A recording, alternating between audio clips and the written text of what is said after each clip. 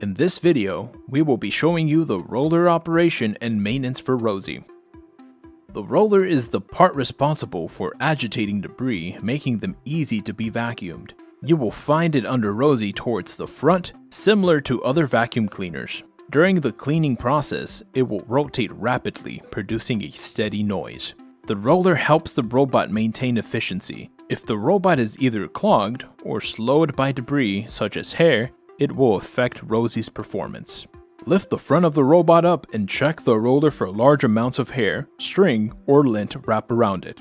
Attempt to rotate the roller. If it is difficult to roll, it is likely obstructed with debris on the sides.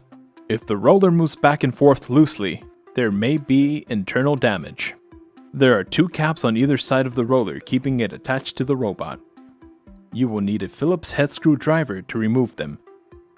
Please keep track of these screws so that you may reassemble the roller once finished. With both caps removed, the roller can be easily removed. There will not be any clicks or tabs when removing the roller. The roller itself is made of two parts, the roller sleeve and the roller motor. Be cautious handling the roller, as the motor within is not attached to the sleeve and can slide out. With the roller completely removed, you can start removing debris wrapped around it or obstructing rotation. Using a sharp tool safely can help cut out hair, string, or any material that may be caught. Check the ends of the roller sleeve and the motor to see if any debris may be wrapped around the bearings. Reassemble the roller. The motor should sit flush with the connector at the end. Push the roller back into its port, making sure that the correct ends meet.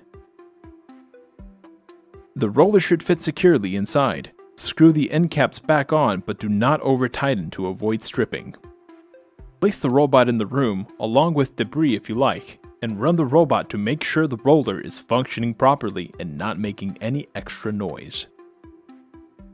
Now that you know how to properly maintain Rosie's roller, make sure to look through our other how-to videos by clicking here.